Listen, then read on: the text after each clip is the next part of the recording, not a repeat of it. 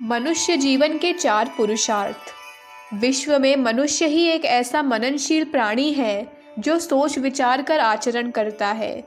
यदि वह ऐसा न करे तो उसमें और पशु में कोई अंतर नहीं समझा जा सकता। बहुधा देखने में आया है कि जिन बच्चों को भेड़िया आदि उठा ले जाते हैं और अपनी मांद में पाल लेते हैं, वे बड़े होने पर भेड़िए की सी आदतें सीख लेते हैं। विश्व में सभी आवश्यक वस्तुओं के निर्माण हो जाने के पश्चात मनुष्य योनि का आविर्भाव हुआ और साथ ही मंगलमय प्रभु ने उन्हें वेद ज्ञान रूपी अमूल्य रत्न भी प्रदान किया। उसी वेद रूपी ज्ञान के सहारे मानव प्राणी आज तक उन्नति के मार्ग पर अग्रसर होता हुआ प्रकृति का स्वामी बन बैठा है। इस संसार में मनुष्य को जो कुछ करना है उसे 4 भागों में विभाजित किया जा सकता है: धर्म, अर्थ, काम एवं मोक्ष। धर्म का तात्पर्य है धारण करना। मनुष्य मनन एवं विचार पूर्वक जिन सत्कर्मों का करना अपना कर्तव्य समझता है, उनकी पूर्ति के लिए अपने जीवन पर्यंत प्रयत्नशील रहना धर्म कहलाता है।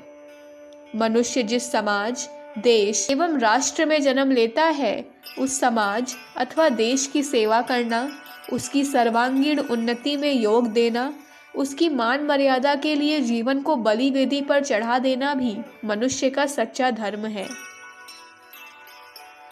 समाज एवं राष्ट्र की सामयिक मनोदशा का अध्ययन करके तदनुकूल आचरण करना युग धर्म कहलाता है। पर ऐसा आचरण स्थायी नहीं होता, कुछ काल के लिए होता है। जिन परिस्थितियों को देखकर युग धर्म अपनाया जाता है, वह परिस्थितियां जब टल जाएं, तो उसमें परिवर्तन कर लेना उचित है। अर्थ। आज संपूर्ण विश्व अर्थ के पीछे बुरी तरह पागल हो रहा है। साधारण मनुष्य ही नहीं, बल्कि अपने को पूर्ण त्यागी अथवा जनता के सेवक कहने वाले भी अर्थ के दास देखने में आते हैं। वर्तमान युग में अर्थ की ऐसी मान्यता देखने में आ रही है कि किसी कवि का यह कहना सत्य ही जान पड़ता है, संपूर्ण गुण धन में ही समाये हुए हैं।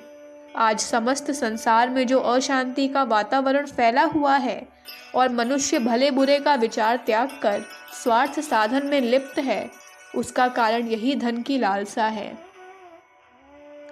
हिंदू संस्कृति के अनुसार ब्रह्मचर्य आश्रम को समाप्त कर जब मनुष्य गृहस्थ जीवन में प्रवेश करता है, तो उससे सुखमय बनाने के लिए अर्थ की आवश्यकता पड़ती है, क्योंकि शेष 3 आश्रम इसी गृहस्थ आश्रम के भरोसे रहते हैं और नित्य प्रति पंच यज्ञों का करना भी गृहस्थ का कर्तव्य माना जाता है।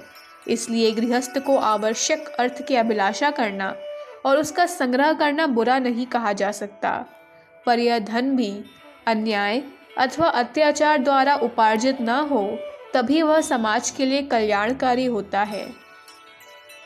काम का अर्थ है कामना युक्त। काम का उदय मन में होता है, इसीलिए काम को मनसिज भी कहते हैं।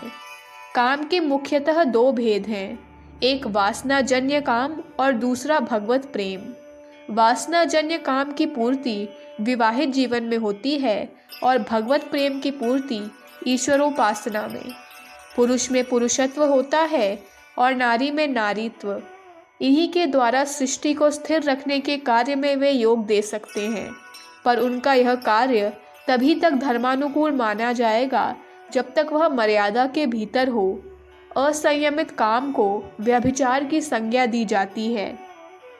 इस बात का ध्यान पुरुष और स्त्री दोनों को ही रखना आवश्यक है। वे जितने ही संयम और आत्मिक सहयोग की भावना में गृहस्थ जीवन का निर्वाह करेंगे, उतने ही अनुपात में दाम्पत्य प्रेम का आनंद प्राप्त कर सकेंगे। गृहस्थ जीवन का सुचारू रूप से निर्वाह करने से ही मनुष्य भगवत भक्ति की ओर अग्रसर हो सकता है और एक समय ऐसा आता है कि वह घर के बंधन को त्याग कर ईश्वर प्राप्ति में संलग्न हो जाता है। मोक्ष। सभी प्राणी दुख को दूर करने और सुख प्राप्त करने का प्रयत्न करते रहते हैं, और सुख भी ऐसा जिसका कभी नाश न हो।